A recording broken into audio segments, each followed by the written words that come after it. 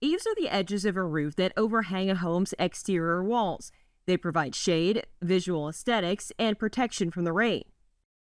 Eaves may be either open, where the underside of the roofing assembly and rafters are exposed, or enclosed by a soffit.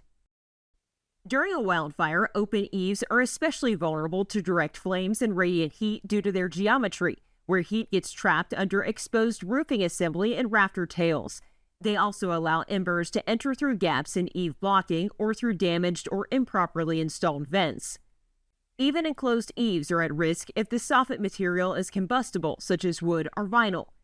To reduce these vulnerabilities, the underside of eaves must be enclosed or protected with non-combustible soffit material, such as fiber cement board or stucco.